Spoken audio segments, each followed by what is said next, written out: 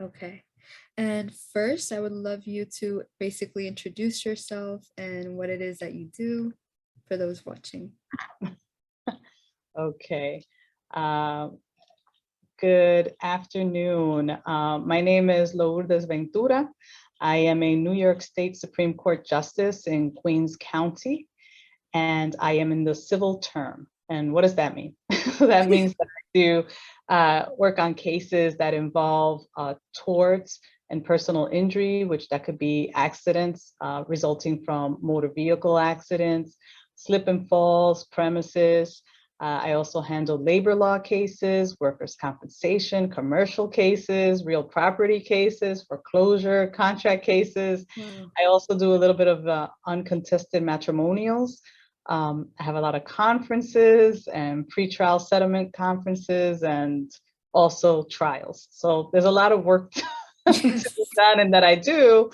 And then I also handle motions. That's when the attorneys are seeking some form of relief in writing.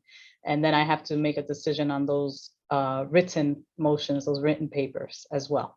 So that's pretty much what I do right now. And this is my second year, completing my second year in doing this work. So I've been a Supreme Court Justice for 2 years. And prior to that, I sat as a lower civil court judge for the New York City Civil Court in Queens County for 1 year. Wow. Yeah. Wow. So What a, man, I can't even imagine your days. So busy. But what inspired you to get into the career field that you're in? You know, your journey, what inspired you? I say that this was God that pushed me this way. Okay. And when I say that is because, quite frankly, I was born and raised in Queens County in New York City, and my parents had both immigrated from the Dominican Republic separately. They did not know each other. They actually met here in New York City in Queens, and the life that we had was pretty a humble life in Queens County. And as a kid, I never thought I would be a lawyer. At some point during my upbringing, we fell on hard times financially. My parents were no longer together. And, at that time, that's when I was the only English speaking person in the household with my mother. And I had 2 younger siblings. And she used to take me to different places to translate and interpret for her. So I would say that that's where the love of helping people came from, because my mom forced me to do it. And at the time, I didn't understand why I was doing this. But ultimately, it helped me love what she loved. And that's what it really was about, helping people. I mean, we used to be, for example, at a social services agency, and she saw other Spanish speaking people struggling. And she would be like, Lourdes, ve y ayúdalo, necesitan ayuda. Go. Yeah. And I would go over, I would help them with this little kid, translating and interpreting for different people. And that's how I started my advocacy, I would say, and that love of helping people. I've seen my mother do it, having her, having me do it. And then the actual opportunity and how I got engaged in the law ultimately was when I found out I was eligible for a post-college graduate fellowship to go to grad school.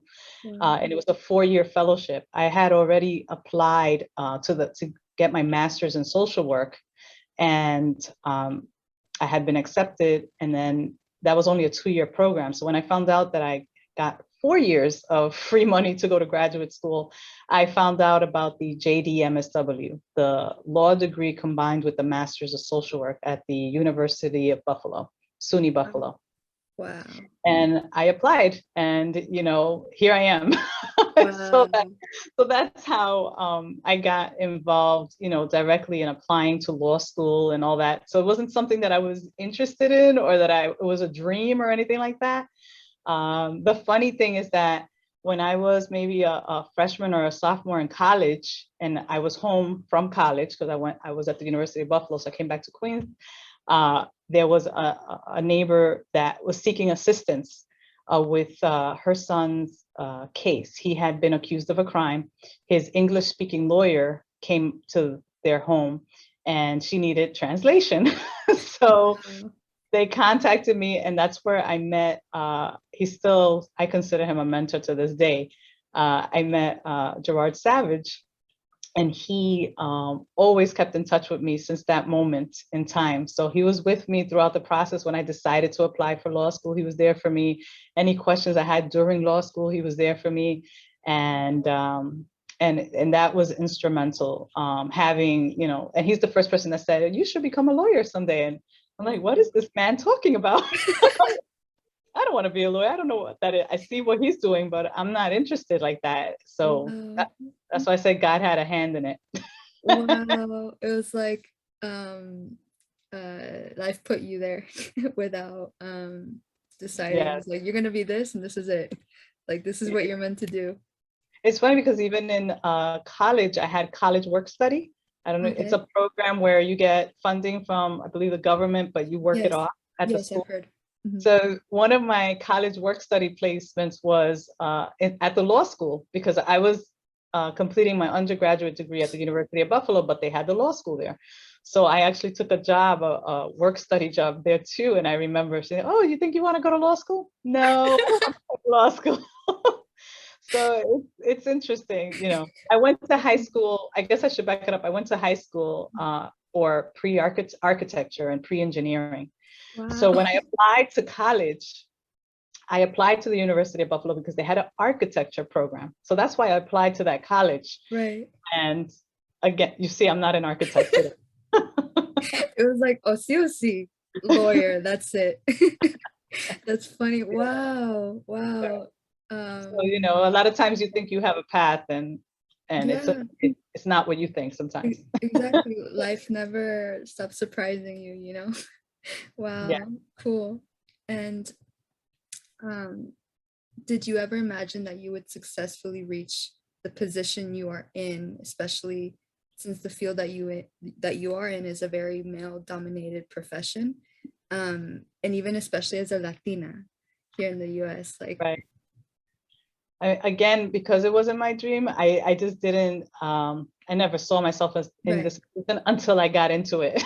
Yeah, So once I was in this position and I saw, you know, it's interesting because there are a lot of women going to law school right. and graduating from law school, which is quite interesting. Right now, the numbers are changing. Wow. I would say, you know, I went into the school back in 1994. I started the School of Social Work, eventually into law school. So then I graduated from both with my master's and my law degree in 1998.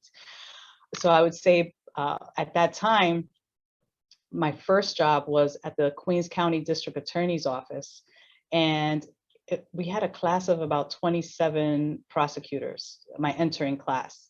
And we had a good mix of, you know, men and women, but I was the only Latina in that group of 27.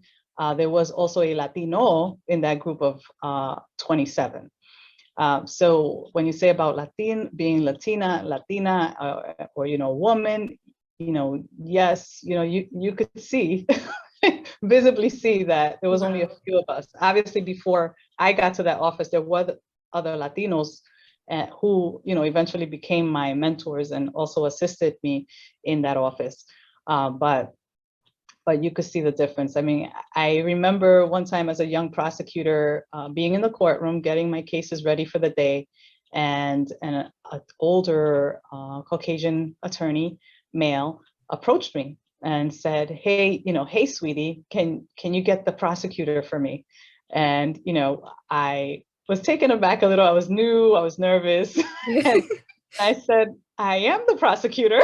Oh my And you know, God. he's like, Wow. oh, you know, he apologized and whatnot. So there's certain assumptions, you know, because I look so young. Right. I was Latina, a woman. I don't know what made him believe that I was not the prosecutor, but that wasn't the only time that that happened. You know what I'm saying?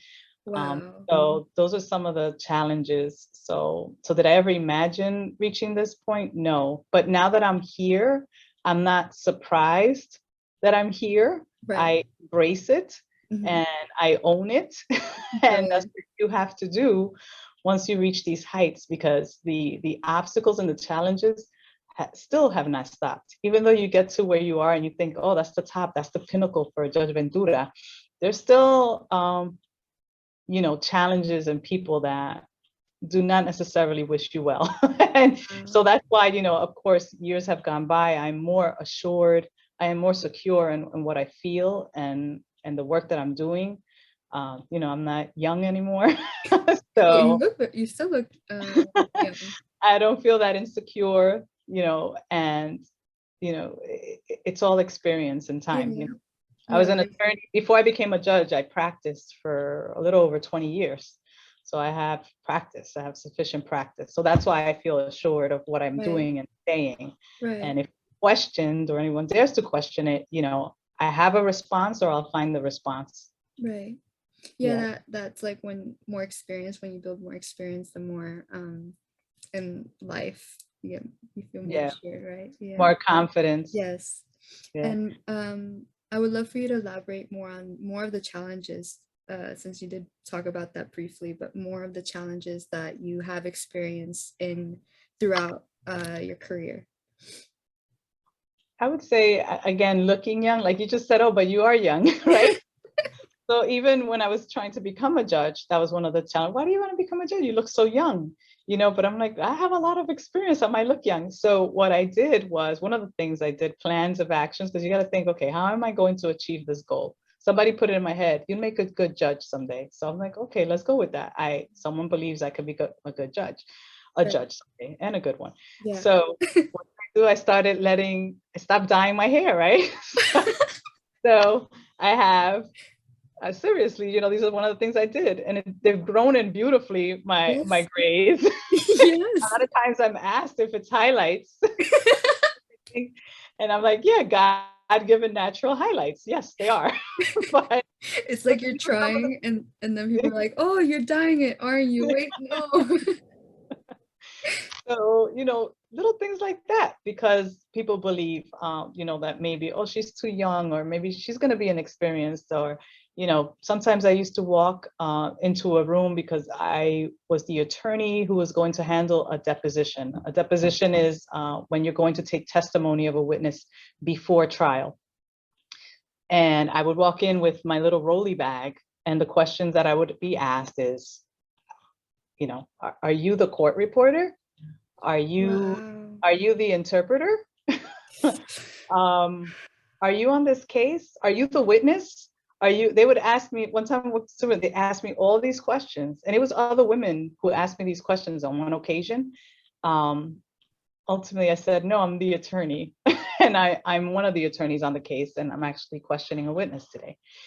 Oh, you know, I apologize. But again, like, what makes people think that I'm not an attorney? You know, I was wearing a suit. I was dressed decent. I, you know, just had my rolly bag because I had a lot of papers.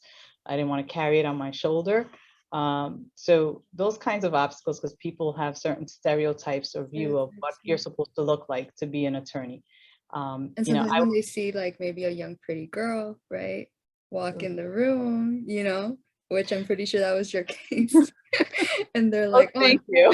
No, yeah. They see a young pretty girl walk in, and then they're like, oh no, she's not, you know, she's not the attorney. She's gonna be the report, like you said, or the translator.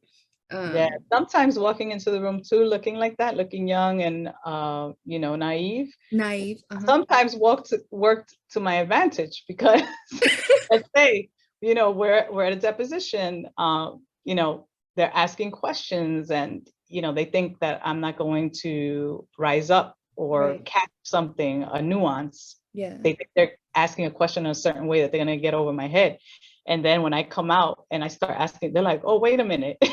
Like, where did you get this info? Like, how did you know? Like, oh my God. I was aware and I knew, and I was not naive. And then when I asked my line of questioning next, they were like, oh, wow, like she's experienced, or she knows. Oh, I took it, you know, for granted that this young lady didn't know what she was going to say or ask or do.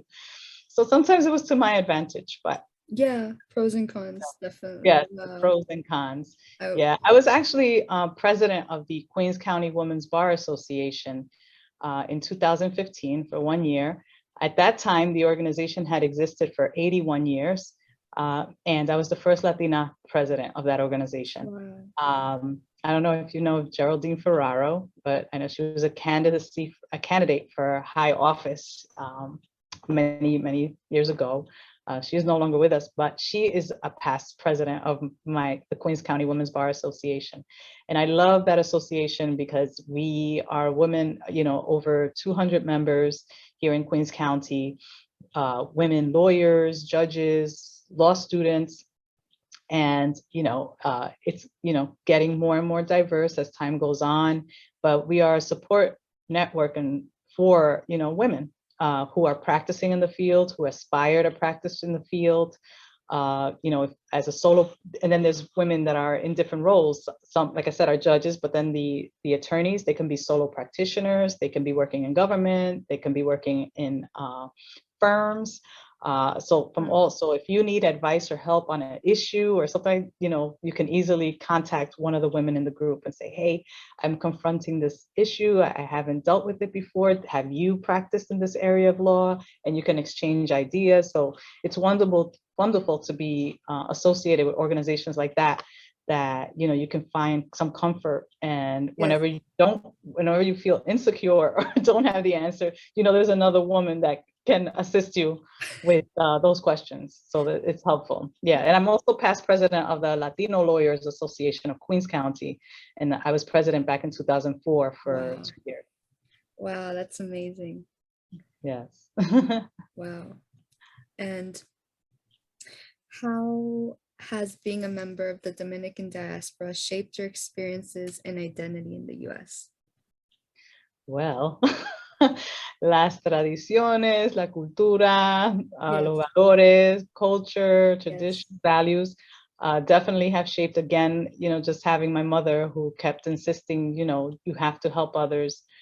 When we didn't have much, she would cook more just in case somebody came that was hungry to the house. We always have to have enough, not just for us, but for anybody that came into our home.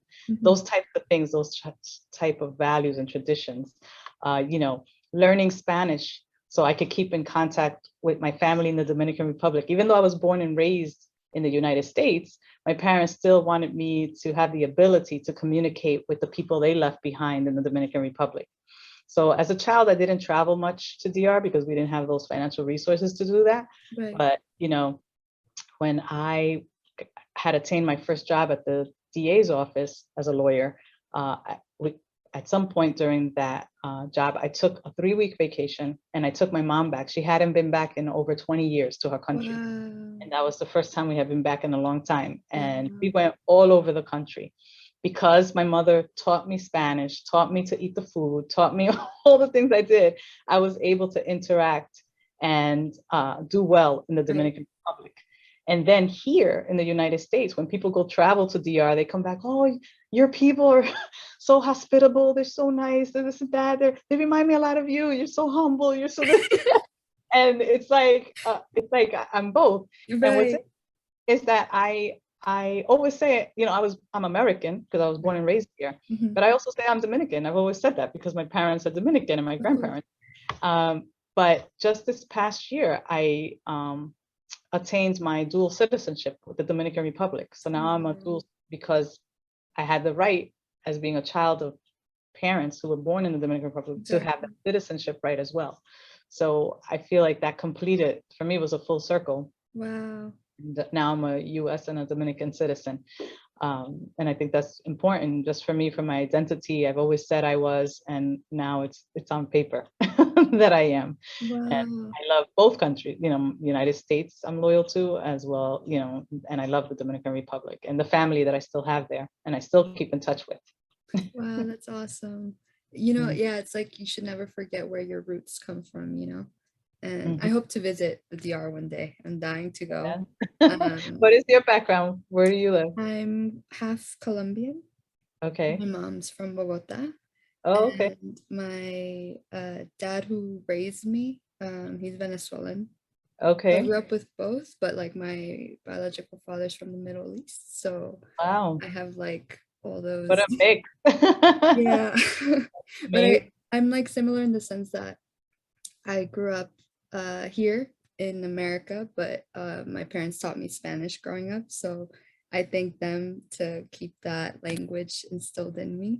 So I relate to that with your story a lot.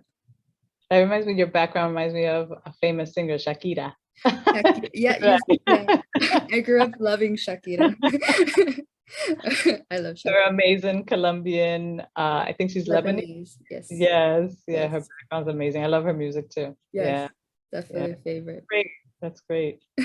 I think it's so important to know into your background and your culture and the heritage. And even I love traveling. So, when I was in college, when I was in law school, I had done an externship in South Africa. So I went by myself to South Africa and I was there for 3 months. I also got to go to Egypt while I was there. Wow. And since then I've traveled. I've gone to Peru. I've gone to Italy. I love to travel. And I have children who are, they're 11 and 14. But when they were younger, I mean, like we went to Italy, they were 5 and 8. So I'm exposing them because I said, it's so important to see what's out there. Because when you Yes. come back to the United States, we're such a mixed melting pot or Yes. whatever reference you want, that it's so important to know why are those people dressed that way. Yeah. Now I know because I was there and I saw how they were dressed. Right. I understand they're just here now, and Yeah, you learn so much. Definitely, like traveling is definitely a teacher, I would say. Right? right, You learn so much, and I definitely hope to travel a lot in the future. Yes. yeah, The one of the best things you could ever do is travel and learn. Definitely. yeah. My Definitely. kids are prepared. They're little travelers. Good. They Start got them the young. bug. Yeah. Yes. Okay. And what advice would you give to the next generation of females entering the justice system or any other male-dominated field? Hmm. I would tell them that to always be prepared, Mhm. to be clear in what they're seeking. I mean, for me, again, the opportunity for law school and to be in this career emanated from, you know, having access to that fellowship. And then I was like, okay, let me apply to law school. But once you decide what you want to do, then make it happen. Make sure that it is what you want to do so you can live a happy life. Because, you know, I decided I wanted it for me. I tried it. The opportunity arose. I took it. I liked it, and I stayed in the field. But then there are people that say, "Oh, I think my dream. I want to be a lawyer," and then they get into the field, they try it, and they don't like it. And then if they stay, that's not a happy life. Yeah, Like no. I have a friend from law school that he practiced law for a while. Then one day decided, you know what? I've always wanted to do nursing, or I want to do nursing. And he actually went back to school nursing, and he's a traveling nurse. like um, Wow. it's, you have to be happy. You only have one life. Yes. Don't get stuck doing something you don't want to do. Mhm. I do welcome, a lot of people say, try to tell, oh, why are you doing this? Why are you entering this field? It's horrible. Like, I'm not one of those. I say, you do what you want to do Right. and you try it. And Right. if you like it, stay in it. And if you don't like it, then try to find the next thing that's going to make you happy, Yeah. because you'll find more satisfaction. I mean, the work that I've done, again, like I said, I started at the DA's office. I was there for 4 years. Then an opportunity, and that's how I kept changing jobs, because another opportunity arose where someone told me, oh, Lourdes, at the New York State Attorney General's office, there's a opening in the Civil Rights Bureau. I was like, oh, civil rights discrimination. I went to South Africa for that externship because of discrimination, Wow. study that in South Africa. And also, I was like, oh, I would Wow. love to That's reconnect with that. So I went for it. I applied, I got it. So then I spent another 4 years at the Civil Rights Bureau, the Attorney General's office. Then I went to a law firm for 5 months. While I was at that law firm doing civil private work for 5 months, then someone from the New York State Senate said they're looking for people to fill a cabinet, to be in the leadership of the New York State Senate Democratic Conference. So, wow, that sounds exciting. I love politics. Not because I'm Dominican, I love politics. And and that's been one of the hardest parts, being a judge. Now I can't do politics, but I love politics. And I said, you know what, let me apply. So I applied, I got the job. I was there for another 4 years. Mhm. And then ultimately, because I kept, this is one of the other advices, not to burn your bridges. I kept in touch with that law firm. I went back to that law firm, and that's where I stayed for the next 8 years until I became a judge.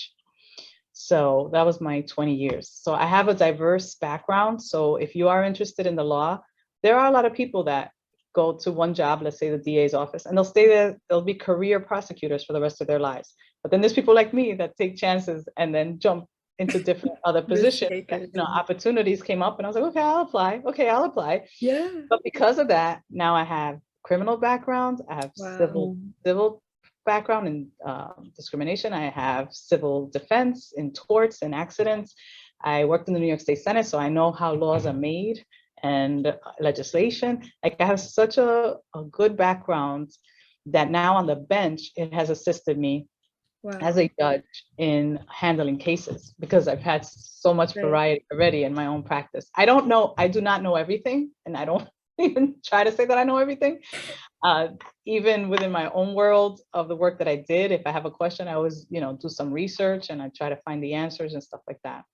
And certainly as a judge, I do get staff. So I have two people that work for me and they are amazing. I have a secretary and I have an attorney that works for me. Her title is principal law clerk, but they're amazing and they assist me, with anything that I need, any of the research or anything, very helpful. So I'm blessed that I have good staff and, it's a good team. Yeah, and that you took any opportunity that you could that definitely benefited you where you are right now. I think that's awesome.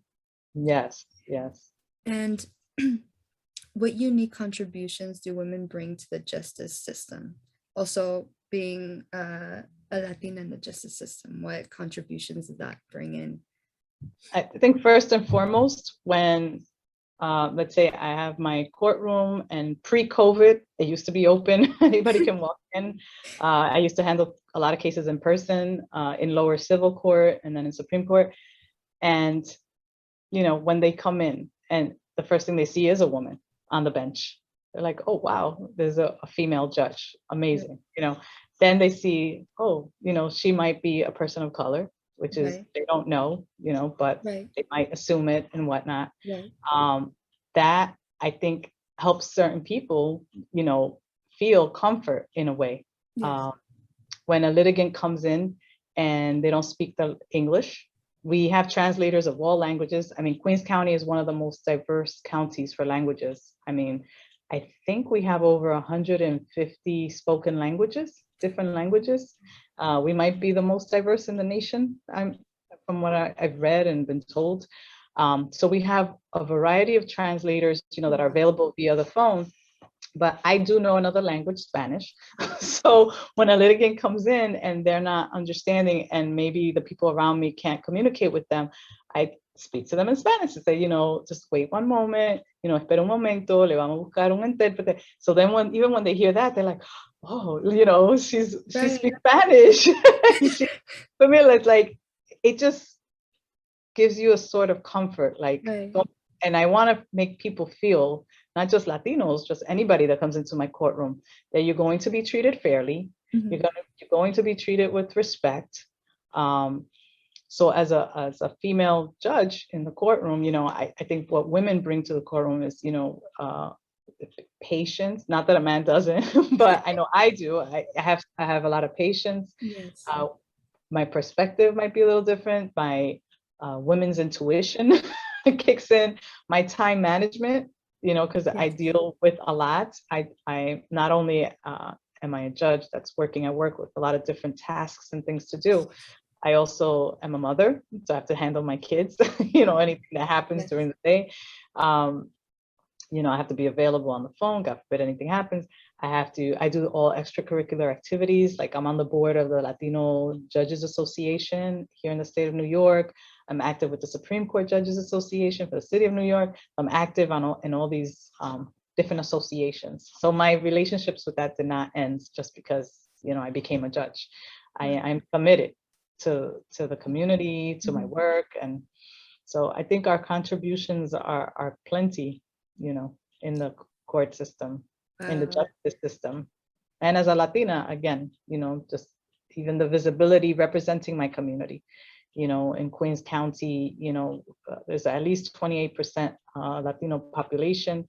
So, the bench hopefully reflects what the population is outside in Queens County, So right now we have a few Latino judges on the bench in Queens County. Wow. Wow. I definitely would say women are the best multitaskers. I definitely, hands down, hands down. Wow, that's awesome. Um, and what has been the greatest accomplishment in your career and in your personal life? Watching my parents watch me succeed. Wow. Qué lindo. Wow.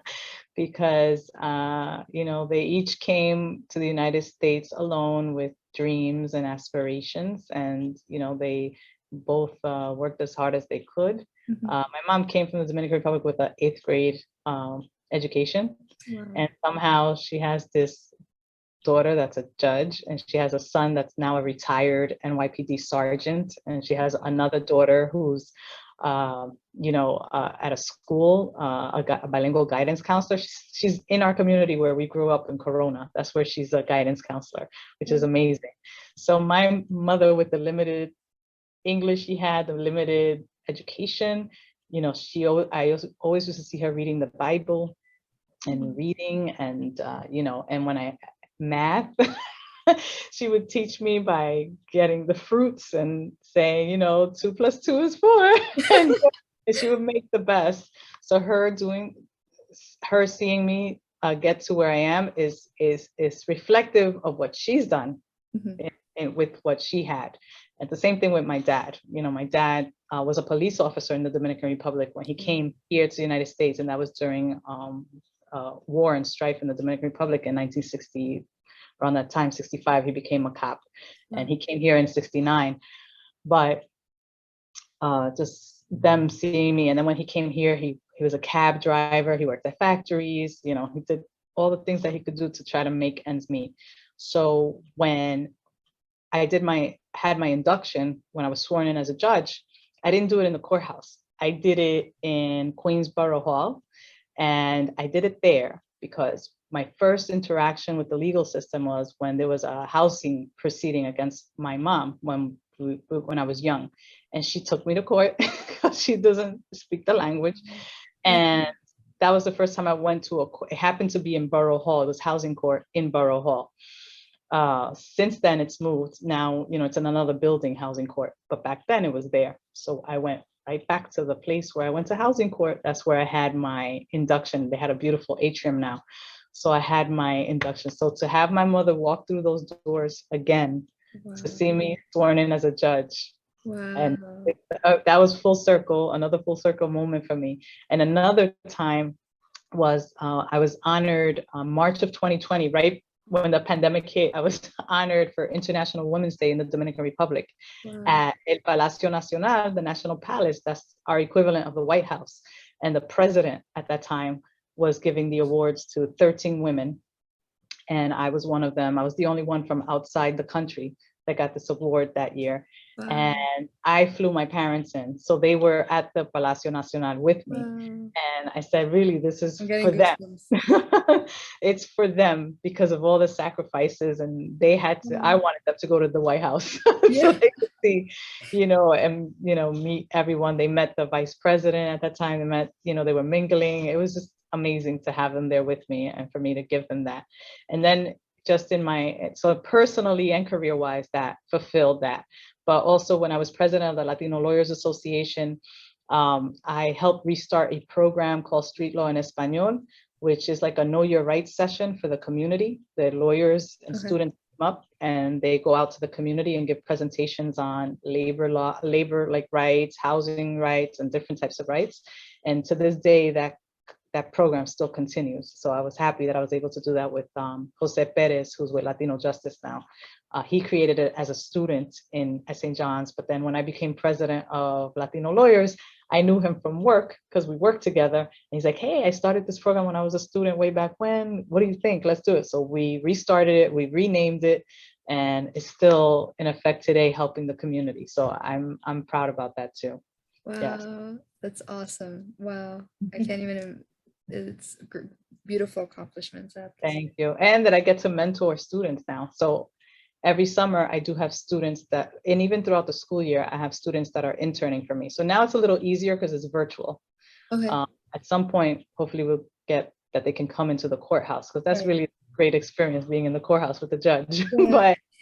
But we've been doing virtual. So this summer we had almost 20 kids, I think, that Wow. high school, college, and law school Wow. that interned for me, observed me doing the hearings and well, not the hearings, the conferences on Zoom, on Teams. We use Microsoft Teams, virtual conferences and stuff like that. And after each conference, I actually take the time to stop and talk to the students about what did they think? Do they have questions? And Right. so it's very engaging, and it's great for any high school student that's thinking about going to law school, you know, to Right. see if they really want to do this or if it's interesting to them. College students, same thing. And then the law students, they're already in it. But, Right. they learn how to prepare and, how to be prepared when you come see a judge and different things. So it's, and get some writing experience. So it's great. I'm glad I'm able to give back in that way to the youth. Yes. Wow, that's great. Mm-hmm. And let's see. I know we've covered some of the questions. Yes. Yes. With the answer. Let me see. What has been your unique path to politics and judgeship? Well, another connection with a mentor. So 6th grade, I had a math teacher and his name was Mr. Farkas, Mr. Rich Farkas. Okay. And I kept in touch with him throughout the years. I don't know exactly how that happened, but we did. So from the 6th grade all the way to law school. Wow. So when I graduated from law school, he's like, "Oh, that's great. You're going to be a lawyer in Queens." He goes, "But if you want to, do something more with your life someday," he goes, "you should really get involved with the politics in Queens." That's, I was like, okay. I think I should do it. I'll do it. Sorry to cut you off, but I think it's just so funny how literally in every obstacle of your life, like little signs like, you need to go here, this is you need to get into politics, you need to get into, have you ever thought about law? Like, come on. Right. Exactly. So, and then he tells the story how I was this quiet little girl in his class who was very smart, and he had me tutor kids to try to take me out of my shell. And that's how he goes, "I wanted you to speak, because you're so quiet."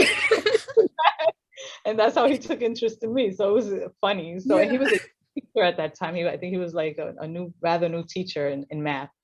And he was very strict. I remember him being super strict. But anyway, So I'm graduating from law school. At that time, he's no longer a 6th grade math teacher. Now he's vice president of the UFT, the United Federation of Teachers in New York. And he said, "You got to get involved." So he introduced me to my first political club in Queens. And I got active politically in Queens through that. So that was, so while I was working as a lawyer, while I was active with all these bar associations, I was also active with the political side of things in Queens County and active with my community. So there were a couple things that I was active in. So when I was ready to run for a judgeship, I did receive the support of the party that I had helped out for many years. I also had the support of the lawyers that I interacted with in the bar associations. I had the support of my community. So I had support I had created, without me even knowing, I was creating all these bases of people that will ultimately support my judgeship and my run, because I did obtain the judgeship through election. There's different ways. You can do it through appointment or through election. So I did it through the vote of people. So when I ran, that was amazing for my community. I was born and raised in Queens. I went to all public schools. So all my friends that like, "Oh, it's Lourdes. Oh my God. I know someone on the ballot." So it's so funny. I voted. I was 18 years old. I've taken my responsibility of voting seriously, and I vote every year. But a lot of people don't. But when I did, I never knew anyone on those until I became active and stuff like that. I was like, "Oh, I know that person." It was always nice to know the person that you're voting for. Right. But now, maybe for the first time, we have to say, "I know her." So being active in my community, being active in my church, being active in so many different things ultimately helped me get to this judgeship, because I had support, on various levels. So that was very helpful and instrumental. So I would say for anybody that aspires to become a judge or aspire for office, for higher office or elected office or anything like that. You know, your base will be your people, your community. And again, when I say my community, yes, you know, you could take it as, oh, it's her Latina community, but it's also my community in my geographic area. You know, there's all types of people in that area, not only Latinos. Right. So, you know, I've learned to work with other associations and other communities. You know, I'm very much into promoting diversity overall, even though I'm Dominican. No, of course, that's the goal, right? Yeah, yes. And what are some misconceptions about judges that you see going around? I think first and foremost that we're people too. We're human. Okay. Sometimes people forget that or don't have. Can I stop for a moment? I'm getting a call from my kid's school, I think. Just give me a moment. I'll pause. Let me mute. Misconceptions. What's that? Misconceptions about. Oh yeah, that we're human. Yes. Yeah.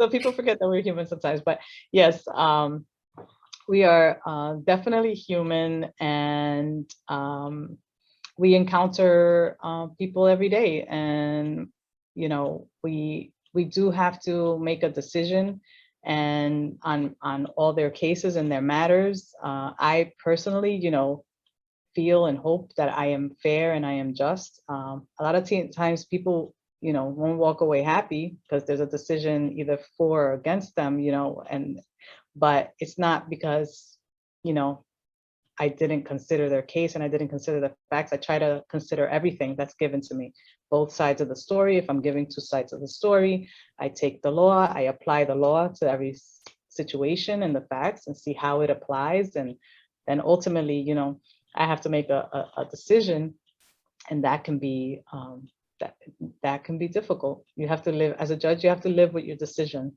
So some people might think that that's easy too, and that's not necessarily easy. I mean, I'm in the civil term. I'm not in the criminal term, but you know, I would say on behalf of my colleagues, I would imagine that it's just, you know, every decision is not that easy to make. Sometimes I'm home and I wonder, oh, did I do the right thing? Even on the smallest, like on the smaller cases, the small claims cases, you know, something over $100, and I'll be like, oh, I hope that person, you know, that's the result that I believe should have been the result, but I still could feel bad. I'm human about it. So that's I think something about. I mean, what are your stereotypes, or what do you think about judges? And then I'll tell you if it's true or not. Well, you know, I actually agree in the sense of, well, not agree, but like you forget that they're human, that judges are human. Like you just said, you feel like, well, at least I feel like, I guess some people might assume that they're like robots, you know, you have no emotions or no feelings, and you just do the, you know, do your job, and that's it. Sometimes I feel that you forget that they're, you know, judges are human, and you go home and you also take that with you, right? Like, would you say that being a judge has a huge effect in your personal life, in the sense, well, it does have an impact on my personal life because, again, like I said before, I loved politics and I was always involved some way or another. I was either petitioning, or I even have my kids doing it. They love going around with the green sheets and petitioning and all that stuff. I can't do any of that stuff anymore. So as a judge, in my personal life, it's kind of isolating. You know, I can't, I have to be aware, ever present of the rooms that I walk into. I have to make sure that I'm safe. My kids will be safe. You know, I don't live scared, but you know, I always in the back of my mind, I have to think about, you know, where I'm going to socialize, who I'm going to interact with, and things of that nature. Stuff that I always thought about, but now I really got to think about. You know. Has there ever been like a specific time where you feel that there was a very hard moment in your job that really affected you personally, that you took with you, that you never forgot? Oh my God. I think it was probably one of my first trials as a prosecutor. I had a case of a 9-year-old that that it was a charge involving a 76-year-old gentleman who touched this 9-year-old child, right? Thank God it was just, it just, it didn't proceed to something else. But, Right. you know, at first, when I got this case, I had to meet with the 9-year-old and discuss this case and make sure that she was able to testify. The gentleman did want to go to trial. So ultimately, it wasn't a jury trial. It ended up being a bench trial before a judge. But I had to speak to the young lady about the incident, which was kind of, you know, touchy because, you know, and it wasn't that she reported it. It was the incident occurred in a bodega. She went to the bodega, and the cashier person at the store, el bodeguero, observed that this gentleman patted the little girl like on her buttocks, touched her. Oh my God. And then he whispered something into the little girl's ear, and the little girl thankfully ran out the store.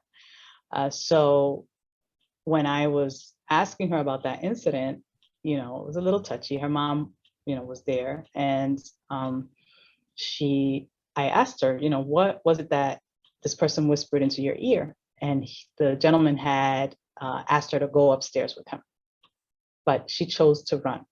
Wow. So I always live with, what if she chose not to run? What would have happened to her? Wow. Ultimately, you know, there was a conviction on that case. Mm-hmm. And, you know, so I felt satisfied with that, but it was hard, you know, the mother afterwards, when we got the conviction and she came, she started crying. I cried. It was like one of my first convictions, but it was so touching, that case. Wow. Stuff like that. I feel satisfied and rewarded that I was able to assist that victim at that time. Having my background in social work as well, my master's degree, I feel helps me deal with people in a different way and look at the global situation. It's not just about the attack or the incident. I always think more beyond, and Mm-hmm. you know, is there anything else that we could do to assist you or refer you for services or for something? Or so I think my social work background has helped me Wow. with all types of people. Wow. Well, I'm glad that she chose to run. Yes. It's best. Like I feel like I'm like you in the sense that I tend to sometimes overthink things in the sense of like, what could have happened if this didn't happen, or did I do the right thing? Did I make the right decision? So it's nice to have that insight on you, knowing that, you know, judges do struggle with this, you know, because I feel like sometimes people could have that, again, a misconception that there's a point where you probably become immune because you're always doing it, right? Right. Yeah, the poker face. Yes, the poker face. And you just, you know, but really it's just I guess what people say now, like a facade, and to that's work mode, and then there's your personal mode where you do take those with you and they do affect you. So it's a very it's a tough job, and I think you're very brave Thank for you. yeah, and everything that you do, and I think it's awesome. Yeah, I that's why you think have to be able to live as a judge. I have to be able to live with my decision and explain yeah. my decision if I have to. So whatever decision I make is very personal. It's mine. So I have to be able to live with it and explain it if I have to. Yes. Wow, that's But awesome. are you going to law school, or are you going to be a journalist? Or No. with what's your interest? I'm curious. You're awesome, Lourdes. You're delightful to talk to. Yeah, well, I would like to go in the journalism route. That's like what I have my mindset, though I know that life sometimes takes you in different routes, but my sister wants to get into law.